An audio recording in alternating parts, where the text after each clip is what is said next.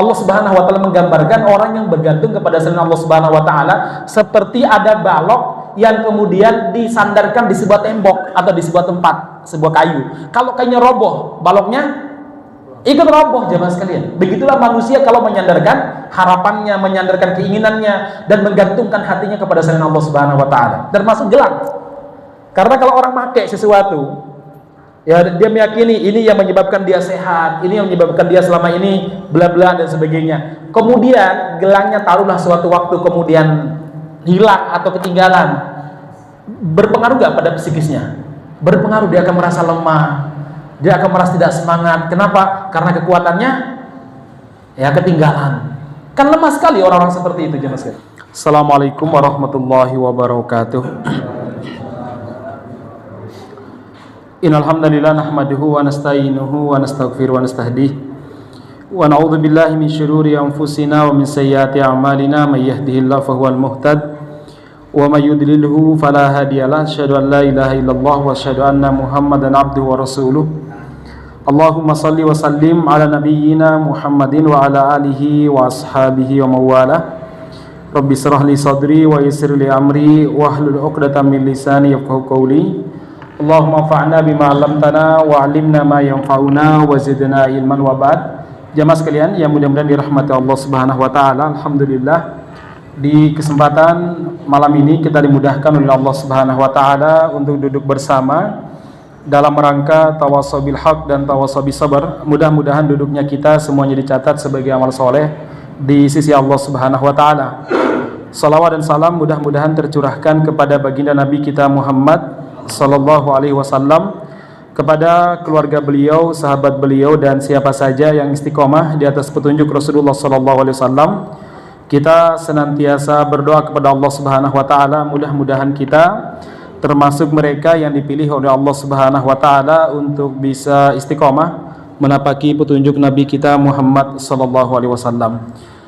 Baik jamaah sekalian, alhamdulillah di kesempatan kali ini kita masih melanjutkan kajian kita, yaitu kajian kitab tauhid. Alhamdulillah malam ini kita sudah memasuki bab yang ketujuh. Sebagaimana biasa, nanti kita akan baca dalil-dalilnya. Di bab ini setidaknya ada 4 dalil yang dikemukakan oleh Syekh Muhammad bin Abdul Wahhab terkait tentang bab minasyirki lubsul halqati wal khayti wa nahwihima li raf'il bala au daf'ihi. Termasuk syirik adalah memakai gelang dan benang dan sejenisnya untuk menangkal bahaya atau menolak bahaya. Baik, saya mulai dulu dari firman Allah Subhanahu wa taala. Kita baca dulu semua dalil yang disampaikan oleh beliau dengan terjemahannya. Bapak-bapak bisa lihat layar atau mungkin yang HP yang kemarin sudah di share linknya bisa dibuka juga ya. Bab As-sabi, bab yang ketujuh, minasyirki lubsul halqati wal khayti wa nahwihima li raf'il bala au daf'ihi.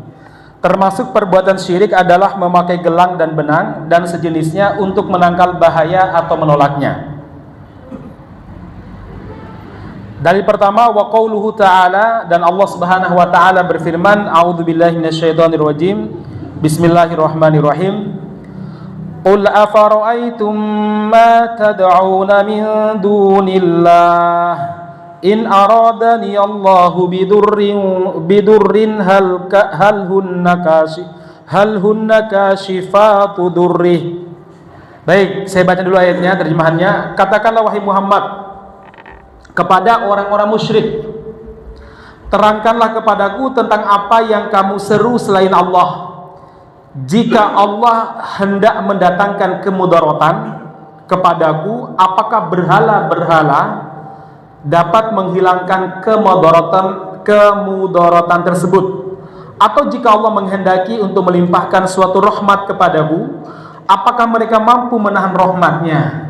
Katakanlah, cukuplah Allah bagiku dan hanya kepadanya lah orang-orang yang berserah diri bertawakal. Baik, hadis yang kedua, dalil yang kedua saya bacakan. An Imran bin Husain radhiyallahu anhuma anna Nabi sallallahu alaihi wasallam ra'a rajulan fi yadihi halqatun min sufrin faqala ma hadhihi qala min alwahinah qala inzi'ha fa innaha la tazidu illa wahnan fa innaka law mitta wa hiya 'alaika ma aflahta abadan. Rawahu Ahmad bisanadin la ba'sa bih. Silakan. Imran bin Husain menuturkan bahwa Rasulullah SAW melihat seorang laki-laki memakai gelang yang terbuat dari kuningan. Kemudian beliau bertanya, apakah ini? Orang itu menjawab, gelang penangkal penyakit. Lalu Nabi bersabda, lepaskan gelang itu, karena sesungguhnya ia tidak akan menambah kecuali kelemahan pada dirimu. Dan jika kamu mati sedangkan gelang ini masih ada pada tubuhmu, maka kamu tidak akan beruntung selama-lamanya. Hadis riwayat Ahmad dengan sanad yang bisa diterima. Baik, barakallahu fiik. Hadis yang kedua, walahu an Uqbah bin Amir marfu'an man ta'allaqa bitamimatan fala atammallahu lahu wa man ta'allaqa wada'atan fala wada'allahu lahu wa fi lafdin man ta'allaqa tamimatan faqad asyraka. Silakan. Diriwayatkan oleh Imam Ahmad pula dari Uqbah bin Amir dalam hadis yang marfu, Rasulullah SAW bersabda, barang siapa yang menggantungkan tamimah maka Allah tidak akan mengabulkan keinginannya, dan barang siapa yang menggantungkan wadaah maka Allah tidak akan memberikan ketenangan kepadanya. Dan dalam riwayat yang lain Rasul bersabda, barang siapa yang menggantungkan tamimah maka dia telah berbuat kesyirikan. Baik, hadis terakhir. An Hudzaifah annahu ra'a rajulan fi yadihi khaytun minal humma faqata'ahu wa tala qawlahu ta'ala wa ma yu'minu aktsaruhum billahi illa wa hum musyrikun. Rawahu Ibnu Abi Hatim. Dari Hudzaifah bahwa ia melihat seorang laki-laki yang di tangannya ada benang untuk menangkal sakit panas, maka dia putuskan benang itu seraya membaca firman Allah, dan sebagian besar dari mereka tidak beriman kepada Allah, melainkan dalam keadaan mempersekutukan Allah dengan sesembahan lain. Surat Yusuf ayat 106. Baik, barakallahu fikum. Ada 4 dalil yang disampaikan oleh Syekh Muhammad At-Tamimi dalam menjelaskan judul di atas, bahwa di antara bentuk kesyirikan yang dilakukan oleh manusia, baik muslim maupun non muslim, adalah apa? Mereka menggantungkan gelang atau benang dan sejenisnya, entah itu apalah namanya. Apa biasanya kalau dijawab, Pak? Ada benang. Kalau pada zaman jahiliyah itu ada tali busur yang sudah digunakan untuk berperang berkali-kali, kemudian nanti dipotong, kemudian dibuatkan semacam gelang, nanti ditaruh di anak-anaknya. Nah, nanti ada keyakinan tertentu, ya, untuk menangkal bahaya atau menolaknya. Catatan di sini adalah apa? Disebut syirik kalau itu semuanya diyakini untuk menangkal bahaya atau untuk menolak bahaya. Artinya kalau seandainya diniatkan untuk perhiasan, beda lagi, ya. Kan biasanya ada anak muda yang sekarang beli gelang kalau keluar kota, keluar negeri, ke Bali, kemana, ada gelang, kemudian ada akar tertentu, ya, dan lain sebagainya. Kalau itu hanya sekedar perhiasan, itu bukan sekedar kenang-kenangan, tidak masuk dalam bab ini. Sekali lagi, itu tidak termasuk pada bab ini. Tapi kalau seandainya ada keyakinan bahwa gelangnya tersebut, atau mungkin tali senarnya, atau tali atau tali panah kalau pada zaman tali busur, meyakini akan mampu menolak bahaya, maka jamaah sekalian itu termasuk syirik. Nah, syiriknya apa? Tergantung keyakinan. Kalau dia meyakini bahwa barang-barang tadi itu bisa menjadi sebab tertolaknya bahaya, tapi masih meyakini hanya Allah Subhanahu wa taala yang menolak bahaya, cuma itu sebabnya saja, maka ini termasuk syirkul asghar. Sebagian para ulama memasukkan kategori bid'ah. Tapi kalau meyakini bahwa barang tersebut itulah yang menolak bahaya, bukan Allah Subhanahu wa taala, maka ini termasuk syirik akbar, ya. Jadi ini satu hal yang perlu kita pahami, ya. Karena di masyarakat kita banyak kebiasaan-kebiasaan seperti ini. Banyak kebiasaan-kebiasaan seperti ini. Bahkan saya kemarin diceritakan oleh salah seorang ustadz, dia punya punya murid TPA. Murid TPA dari kecilnya, dari dia TK sampai SD, itu oleh orang tuanya karena kakak beradik itu dikasih semacam ada jimat, Pak, diikat. Hingga kulitnya itu kan lama-kelamaan kan besar. Sementara talinya nggak mungkin besar. Itu sampai ini katanya, sampai kulitnya itu kayak terluka begitu kan ya. Nggak boleh dilepas. Mandi pun nggak boleh dilepas ya. Kemana-mana nggak boleh dilepas. Nah, masyarakat muslimin yang mudah-mudahan dirahmati Allah Subhanahu wa taala, sekali lagi ini termasuk perbuatan yang syirik karena meyakini bahwa itu bisa menolak bahaya dan bisa menolak berbagai macam keburukan. Ya, entah itu sihir atau mungkin menolak pelet dan lain sebagainya. Nah, ini termasuk syirik akbar kalau meyakini itulah yang menolaknya, itulah yang menghilangkannya. Tapi kalau meyakini Allah Subhanahu wa taala yang menolaknya, tetapi itu sebagai sebuah sebab, ini kalau tidak masuk syirkul asghar, maka itu termasuk perbuatan bid'ah. Karena itu tidak pernah dicontohkan oleh Rasulullah SAW dan para sahabat.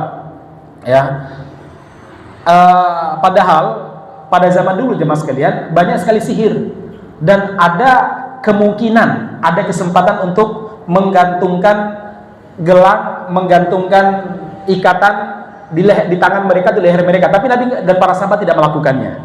Maka kalau ada yang melakukannya setelah Nabi Muhammad SAW wafat atau setelah para sahabat Nabi Muhammad SAW, maka itu termasuk perbuatan bid'ah, kalau enggak syirik asghar. Tidak sih menyebabkan keluar dari Islam, kecuali kalau dia meyakini bahwa gelangnya tadi ataupun benangnya atau tadi ikatan-ikatan tertentu, entah itu dari rumput atau mungkin dari akar pohon tertentu atau dari senar panah, busur panah, tali busur panah yang telah dipakai untuk berperang berkali-kali karena mungkin dianggap mandi, dianggap sangat mujarab sekali, kemudian nanti dipotong-potong dijadikan sebagai gelang. Atau di tempat-tempat tertentu biasanya yang dipakai adalah misalkan ada gigi singa, taring singa misalkan. Terkadang ada kulit tertentu, ya, ada kulit tertentu. Baik ada tulisannya maupun tidak tulisannya, karena ada yang ada tulisan, ada juga tidak ada tulisan, ya, sama-sama.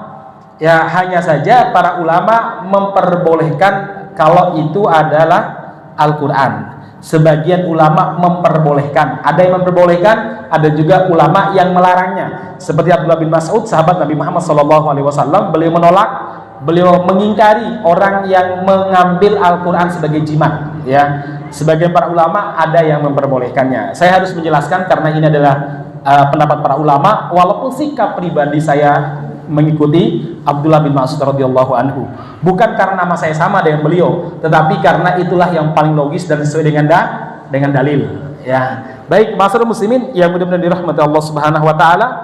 Sekarang kita masuk pada beberapa dalil yang dikemukakan oleh Syekh Muhammad bin Abdul Wahhab. Yang pertama, jamaah sekalian, firman Allah Subhanahu wa taala dalam surat Az-Zumar ayat 38. Allah Subhanahu wa taala berfirman, "Qul afara'aitum ma tad'una min dunillah." Katakanlah wahai Muhammad kepada orang-orang musyrik, terangkanlah kepadaku tentang apa yang kamu seru selain Allah Subhanahu wa taala, entah itu patung, entah itu jin yang menempati pohon-pohon tertentu. Karena orang-orang Arab dulu punya kebiasaan ketika mereka bepergian, kemudian mereka ingin tinggal di sebuah lembah, bukan tinggal, mampir di sebuah lembah, mungkin capek mereka istirahat. Biasanya mereka itu kulonuwun. Pak, apa kulonuwun itu bahasa Jawanya? Apa Pak? Ya, jadi pamitan, bukan pamitan, apa namanya? Indonesianya apa? Permisi, ya permisi ya. Jadi mereka akan bilang, wahai penghuni dan penjaga lembah ini, saya permisi malam ini mau istirahat di sini, tolong jangan ganggu saya Ji, ya jangan ganggu saya Ji. Nah begitu, jamaah sekalian. Maka turunlah firman Allah Subhanahu wa taala yang berbunyi dalam surah Al-Jin, wa annahu kana rijalun minal insi ya'uduna birijalin minal jinni fazaduhum rohaqa. Dulu ada sebagian manusia dari kalangan sebagian laki-laki dari kalangan manusia dan sebagian laki-laki dari kalangan jin. Sebagian laki-laki dari kalangan manusia ini meminta perlindungan kepada laki-laki dari kalangan jin. Maka justru itu menambah kedurhakaan. Baik itu durhaka bagi jin karena jin semakin sombong, dan durhaka bagi laki-laki yang ataupun orang-orang yang meminta perlindungan kepada jin tersebut. Kenapa? Karena dia telah berbuat syirik, al-isti'anah dan isti'adah, yaitu meminta pertolongan dan meminta perlindungan kepada selain Allah Subhanahu wa taala. Padahal setiap hari kita senantiasa disuruh untuk meminta perlindungan kepada Allah. A'udzubillah minasyaitonir rajim. Ya, minta perlindungan kepada Allah Subhanahu wa taala, bukan kepada selain Allah Subhanahu wa taala. Nah, dulu dalam sebuah riwayat dijelaskan Abdullah bin Abbas itu menceritakan bahwa dulunya orang-orang musyrik, mereka itu bukan orang musyrik, jin ya. Awalnya jin itu takut kepada manusia. Awalnya. Jadi ketemu manusia mereka lari. Tapi jin itu semakin berani kepada manusia ketika manusia datang justru meminta perlindungan kepada mereka. Akhirnya jin-jin berani. Ya, jin-jin itu berani.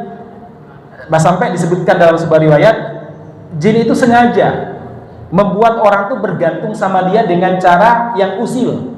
Seperti apa? Menyembunyikan barang-barang yang dimiliki orang tersebut. Contoh, kita mampir di sebuah di sebuah vilanya mungkin setahun nggak pernah ditempati ya. Kita menempati pertama, kenapa? Karena vilanya mungkin rada kumuh karena murah yang tempati misalkan ya. Nah kemudian mungkin sarung yang kita bawa, sabun yang sudah kita taruh di kamar mandi, begitu mau mandi loh kok udah nggak ada. Sengaja jin itu melakukan hal-hal seperti itu agar manusia takut kepada dia dan meminta perlindungan kepada jin. Ya, supaya tadi klonubun ya. Nah, itu yang mereka inginkan. Makanya Rasulullah SAW memerintahkan kalau terjadi hal-hal seperti itu, hendaklah kita justru minta perlindungan kepada Allah, bukan kepada jinnya. Nah, kalau seandainya kita minta perlindungan kepada Allah, misalkan membaca ayat kursi atau membaca muawwidatan, baik itu qul a'udzu birabbil falaq maupun qul a'udzu birabbin nas, tasaggara, maka jin-jin atau setan-setan jin yang nakal itu tasaggara, nanti akan mengecil, akan menjauh, tidak akan berani lagi mendekat. Tapi kalau kita justru malah takut, mereka semakin berani dan menjadi-jadi nanti ya. Nah, ma'asyiral muslimin yang mudah-mudahan dirahmati Allah Subhanahu wa taala. Jadi ceritanya orang-orang jahiliyah dulu begitu. Jadi kalau mereka gak keluar nanti jinnya nyembunyikan apa. Nah, disinilah jemaah sekalian yang mudah-mudahan dirahmati Allah Subhanahu wa taala, kita disunnahkan untuk memperbanyak doa. Mau keluar dari rumah kita ada doanya, mau mampir di sebuah tempat ada doanya. Pagi dan sore minimal muawwidatan 3 kali. Semuanya apa? Agar melindungi kita dari gangguan semua makhluk, terutama makhluk yang bernama jin, karena mereka rada usil juga ternyata. Baik, jemaah sekalian yang mudah-mudahan dirahmati Allah Subhanahu wa taala. Maka di sini disebutkan, katakanlah kepada orang-orang jahiliyah yang menyembah berhala atau menyembah selain Allah seperti jin. Menyembah di sini bukan segala-galanya bermakna sujud dan ruku, enggak. Kata ibadah, tad'una min dunillah, yang kalian seru mintai pertolongan selain Allah Subhanahu wa taala, macam-macam bentuknya. Kadang kepada patung ngomong, wahai Lata tolong bla bla, Uzza bla bla. Kadang tadi juga mereka menyeru kepada jin. Ya, wahai Seng Bau Rekso di gunung ini, kalau nuwun jih, niki teman-teman lagi daki gunung, mohon jangan mohon jangan diganggu nggih, kita sama-sama makhluk hidup ya misalkan begitu ya. Itu justru membuat jin itu fazaduhum rohaqa, membuat jin itu semakin durhaka dan kita tambah durhaka juga. Karena sebagian ulama tafsir mengatakan fazaduhum rohaqa itu bisa bermakna manusialah yang menyebabkan jin tambah durhaka, semakin berani. Walaupun sebagian tafsir mengatakan fazaduhum rohaqa, jin itu membuat mereka yaitu manusia tambah durhaka. Dengan cara apa? Tadi jin makin usil ya, sehingga kita semakin bergantung sama jin. Baik, jemaah sekalian yang mudah-mudahan dirahmati Allah Subhanahu wa taala. In aradani Allah bidurrin hal hunna kashifatu durri. Kalau Allah Subhanahu wa taala menghendaki madarat, mengujiku, entah sakit, entah mungkin kecelakaan dan lain sebagainya, apakah mereka yang kalian seru selain Allah Subhanahu wa taala, entah itu jin, entah itu manusia, mungkin mbah dukun. Kalau sekarang mungkin mbah dukun kurang, mungkin sekarang mungkin siapa? Paranormal atau mungkin penguasa, termasuk juga jemaah sekalian. Ya, kalau Anda menggantungkan harapan kepada mereka, itu termasuk menyeru kepada selain Allah Subhanahu wa taala. Ya. Allah sangat cemburu kalau seandainya ada makhluknya yang menggantungkan harapan kepada selain Allah Subhanahu wa taala. Padahal Allah Subhanahu wa taala mendefinisikan dirinya dengan dialah satu-satunya zat yang memenuhi hajat, zat yang memiliki segala-galanya. Kok kamu minta perlindungan kepada selain Allah? Allah murka. Setiap waktu kita mengatakan iyyaka na'budu wa iyyaka nasta'in. Kok kamu isti'anah, minta pertolongan kepada selain Allah, istighatsah, minta perlindungan kepada selain Allah Subhanahu wa taala. Allah murka aja sekalian. Allah murka. Ya. Di antara dosa yang paling berat yang dialami oleh seorang manusia adalah apa? Dosa menggantungkan hati dan menggantungkan harapannya kepada selain Allah Subhanahu wa taala. Boleh jadi seringkali mungkin muhasabah internal kita, seringkali kandidat yang dipilih oleh ulama maupun umat Islam itu kalah, selain karena kecurangan yang luar biasa, boleh jadi karena apa? Kita terlalu menggantungkan harapan kepada manusia. Akhirnya ketika dilihat sepertinya membelot ya dan lain sebagainya, atau dianggap berkhianat misalkan, itu mungkin wah bencinya luar biasa, seperti putus asa, terus mau apa lagi ya. Saya pernah ngobrol dengan seorang aktivis ya, termasuk lumayan lah di Solo ini, di Waruhe, jadi ngajinya di Waruhe gitu ya. Dia mengatakan, sekarang mau apa lagi Ustaz kalau kita nggak mendekat kepada mereka? Oh begitu ya. Saya bilang, kalau mendekat dalam makna dakwah silakan saja, tapi kalau dalam mendekat dalam makna lempar handuk artinya kalah dalam berdakwah, jangan. Wong kita itu kalah menangnya bukan karena itu kok ya. Kita itu semuanya menggantungkan harapan kepada Allah Subhanahu wa taala. Adapun kemarin kalau ada yang milih si A, si B misalkan ya, itu hanya sebagai perantara. Kita nggak punya keyakinan bahwa akan banyak perubahan, hanya mengurangi madarat itu saja ya. Baik.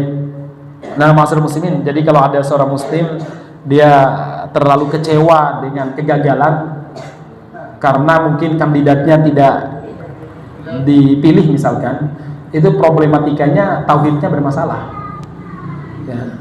Seorang muslim itu selalu meyakini apapun yang ditakdirkan oleh Allah, yang ditakdirkan loh ya, pasti hikmahnya bagus. Walaupun tidak semua takdir Allah objeknya itu baik, tapi pasti semuanya baik hikmahnya ya. Walaupun takdir, maksudnya objek takdirnya, hasil takdirnya tidak semuanya kita ridhoi ya, tidak semua kita ridhoi. Contoh iblis itu takdir Allah Subhanahu wa taala.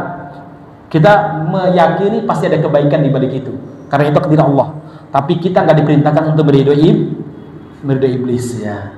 Begitulah logika yang harus kita bangun ya dalam kondisi hari ini jamaah sekalian. Baik, hal hunna kashifatu durri, apakah mereka mampu menghilangkan madarat kalau seandainya Allah Subhanahu wa taala menimpakan madarat kepadaku? Tentu tidak bisa. Jadi memang Allah Subhanahu wa taala mengajak orang-orang musyrik untuk berpikir. Karena orang yang mau berpikir pasti dapat hidayah. Sekali lagi, orang yang mau berpikir pasti dapat hidayah. Dia pasti akan tahu kebenaran. Yang membuat orang yang berpikir tidak tunduk kepada kebenaran bukan karena kebodohan terhadap kebenaran, tapi karena apa? Biasanya karena kesombongan, atau karena apa? Takut urusan dunianya hilang. Itu yang membuat mereka tidak tunduk kepada kebenaran. Abu Jahal itu orang pinter, dia tahu kebenaran. Dia tahu Nabi Muhammad SAW itu seorang nabi. Ya. Tapi kenapa dia tidak tunduk? Bukan karena dia bodoh, tapi karena lebih mementingkan nafsunya. Nafsu apa? Ingin kabilahnya Bani Makhzum lebih tinggi daripada Bani Hashim. Fanatisme aja mas. Orang kalau berpikir itu pasti dapat hidayah, pasti tahu kebenaran. Nah, di sini Allah Subhanahu wa taala mengajak orang-orang musyrik untuk berpikir. Untuk berpikir ya Mas. Baik. Jemaah sekalian yang mudah-mudahan dirahmati Allah Subhanahu wa taala. Nah sekarang kita masuk pada dalil yang kedua. Rasulullah sallallahu alaihi wasallam melihat ada seorang laki-laki yang memakai gelang dari kuningan. Rasul bertanya, "Mahdi, ini apa, Mas?" Terus dia mengatakan, "Wahina, ini penangkal penyakit." Nabi mengatakan, "Inzaha, lepaskan, inziha, lepaskan. Sesungguhnya fa innaha la taziduka illa wahnan." Ini justru membuat kamu semakin lemah. Kalau kamu memakai sesuatu dan kamu punya harapan, punya kebergantungan pada sesuatu tersebut, itu tambah lemah kamu, tambah membuat kita lemah. Orang kalau bergantung kepada Allah selain Allah Subhanahu wa taala itu lemah aja mas sekalian. Lemah sekali. Allah Subhanahu wa taala menggambarkan orang yang bergantung kepada selain Allah Subhanahu wa taala seperti ada balok yang kemudian disandarkan di sebuah tembok atau di sebuah tempat, sebuah kayu. Kalau kayunya roboh, baloknya ikut roboh jemaah sekalian. Begitulah manusia kalau menyandarkan harapannya, menyandarkan keinginannya dan menggantungkan hatinya kepada selain Allah Subhanahu wa taala. Termasuk gelang. Karena kalau orang pakai sesuatu, ya dia meyakini ini yang menyebabkan dia sehat, ini yang menyebabkan dia selama ini bla bla dan sebagainya. Kemudian gelangnya taruhlah suatu waktu kemudian hilang atau ketinggalan. Berpengaruh gak pada psikisnya? Berpengaruh, dia akan merasa lemah. Dia akan merasa tidak semangat. Kenapa? Karena kekuatannya ya ketinggalan. Kan lemah sekali orang-orang seperti itu jemaah sekalian. Ya, diambil gelangnya dia mulai ketakutan, diancam dibakar gelangnya dia mulai ketakutan dan lain sebagainya. Makanya Rasul menyebutkan gelang yang kamu yakini sebagai penangkal penyakit itu adalah wahinah atau wahnan, itu justru membuat kamu lemah.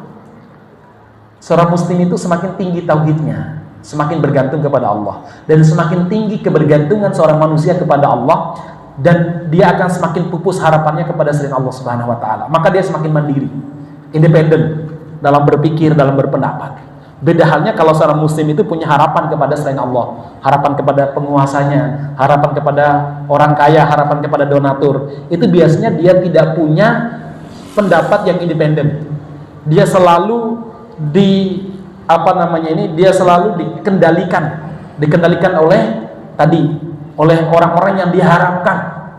Ya, kalau berpendapat begini takut menyinggung dia, kalau berpendapat ini takut menyinggung dia. Orang pasti punya ketakutan ya mas. Hatta seorang kiai pun, kalau dia itu terlalu berharap kepada donatur orang kaya misalkan, itu kalau ngomong di hadapan orang tersebut basa-basi, dia itu nggak mungkin berani ngomong terus terang. Misalkan di rumah di rumah donatur ada dandutan koplo di setel misalkan ya dia tidak akan mengingkarinya. Malah mungkin kalau ditanya bagaimana hukum dandutan koplo ini misalkan, kayaknya khilaf misalkan itu. Mungkin loh akan berpendapat seperti itu mungkin. Saya nggak bicara masalah musik ya, yang lagi rame. Kalau orang sedang dibantu sama gereja, saya pernah dengar ada salah seorang kiai Gus, dia sering ngobrol dengan beberapa pendetanya baik sama dia, kadang dibantu bla bla. Suatu ditanya, kan mereka datang berkunjung, Gus, menurut Gus ini kalau kami mati, para pendeta ini kan baik, suka bersedekah, bagaimana? Kalau kami mati, meninggal dalam keadaan seperti ini, nggak masuk Islam, masuk neraka apa tidak? Atau masuk surga? Dia pasti berbahasa basi. Kenapa?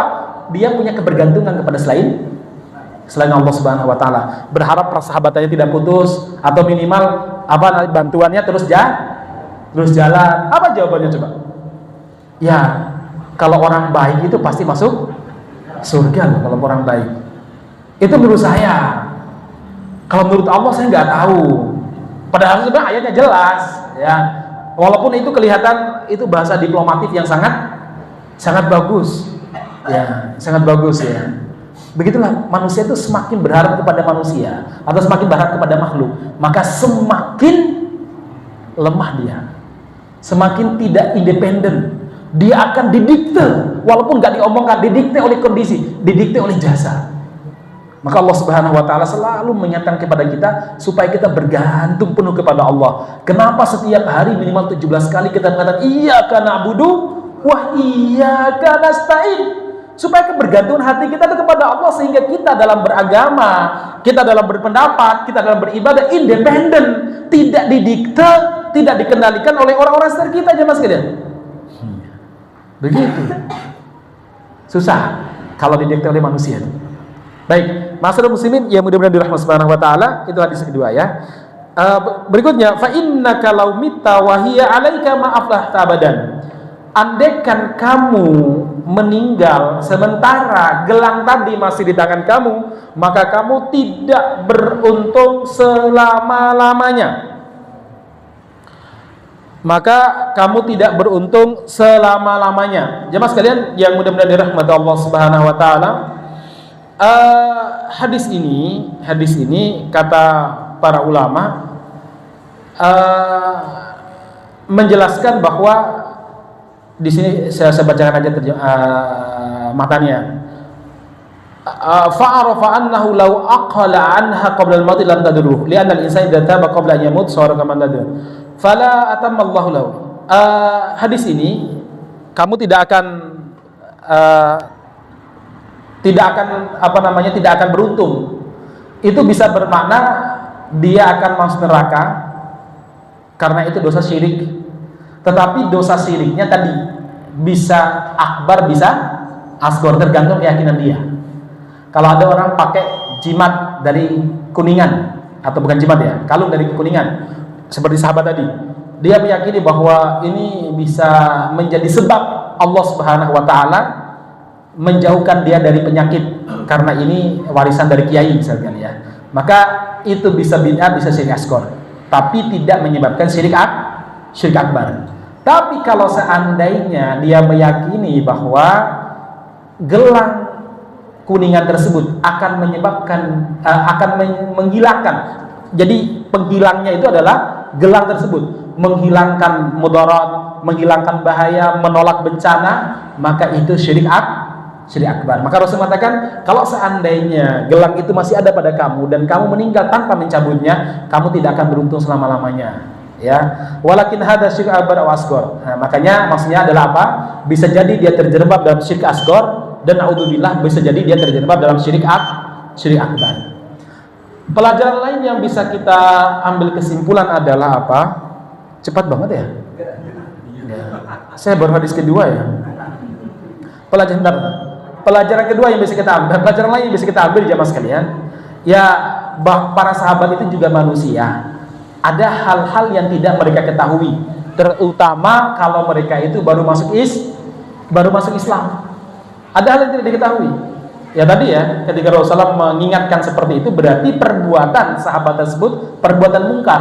Maka Nabi Muhammad SAW segera melakukan ingkar mungkar. Dan memang Nabi itu punya semangat melakukan ingkar mungkar kepada para sahabat atau kepada siapapun. Yang paling berat itu adalah mengingkari orang yang kita harapkan kebaikannya. Itu yang paling berat. Ya.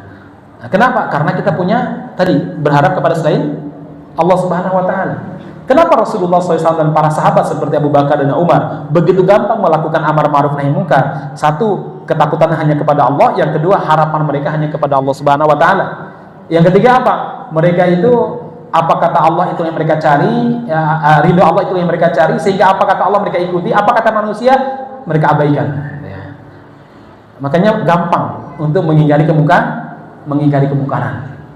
Kita ini susah untuk lakukan amar ma'ruf nahi munkar karena kita masih berharap kepada manusia. Imam Syafi'i rahimahullah, beliau pernah mengatakan ada dua manusia yang paling susah untuk kita ingkari kemungkarannya. Siapa? Orang yang kita cintai, yang kita harapkan kebaikannya. Yang kedua, orang yang kuat yang kita takutkan keganasannya. Dua-duanya ini susah untuk mengingkari kemungkaran. Ya. Hari ini misalkan ada sebagian teman-teman yang menurut saya kurang apik sih, mengingkari ustadz, apalagi ustadz besar, dianggap kurang paham, menyebarkan syubhat, kan nggak sopan juga omongan seperti itu ya. Di hadapan gara-gara menghalalkan musik, katanya sih menghalalkan musik, langsung dikafir-kafirkan, ngeri banget. Terus saya berpikir, lah selama ini penguasa sekuler seperti Indonesia yang menghalalkan homer, menghalalkan riba, menghalalkan zina, itu kenapa nggak dikafirkan sekalian? Ya, yang dikafirkan hanya ustadz yang menjelaskan. Sebenarnya saya lihat penjelasan beliau ya, itu nggak mengatakan halal. Beliau menjelaskan pandangan-pandangan para ulama. Tapi tadi ya langsung kafir, bid'ah. Bid'ah yang terbesar kata Imam Ibnu Qayyim al-Jauziyah adalah apa? Yaitu meninggalkan hukum Allah. Itu bid'ah yang paling besar, dan itu dilakukan oleh penguasa sekuler hari ini, malah dicap sebagai ulil amri. Problemnya di situ ya. Seharusnya justru penguasa sekuler inilah yang diingkari. Kenapa mereka menghalalkan khamr? Buktinya apa? Buktinya mereka membuat undang-undang legal ya, pabrik khamr. Walaupun mereka nggak mengatakan ini halal, nggak melegalkan, itu berarti menghalalkan. Kemudian apalagi mereka melegalkan perzinahan, mereka melegalkan perjudian, mereka menghalalkan apa? Mereka menghalalkan pelacuran. Wah, luar biasa. Numpuk-numpuk itu. Belum lagi mengganti hukum Allah, memerangi hukum Allah. Itu udah banyak banget. Kenapa nggak diingkari tadi? Mengingkari orang yang ditakuti keganasannya lebih berat daripada orang yang dianggap biasa-biasa aja. Nah, kalau ada orang yang keras banget kepada sama muslim, tapi diam terhadap kekafiran, itu bahaya itu, ya. Kata Syekh At-Tarifi, itu diantara ciri-ciri orang munafik. Ya, dia tegas. Satu kesalahan muslim, lisannya tidak pernah berhenti untuk mencela dan mengkoneksi kesalahan muslim. Tapi orang kafir yang melakukan kesalahan, diam mereka. Ya, diam mereka. Apa mereka pernah berbicara masalah Palestina? Orang-orang seperti itu. Palestina dibombardir, Rafah dihancurkan, abai, malah justru menganggap itu adalah apa? Kesalahan Hamas, gara-gara Hamas, bukan gara-gara Hamas, tapi gara-gara kebodohanmu dan kecintaanmu terhadap dunia yang membuat Hamas atau membuat rakyat Palestina menderita. Jadi begitu ya. Baik jemaah sekalian, alhamdulillah ala kulli hal sudah cukup ya, mudah-mudahan memberikan manfaat. Insyaallah pada pertemuan berikutnya langsung saja ya di bab yang ke-8. Demikian kita akhiri. Subhanakallahumma rabbana bihamdika asyhadu an la ilaha illa anta astaghfiruka wa atubu ilaik. Walhamdulillahirabbil alamin. Assalamualaikum warahmatullahi wabarakatuh.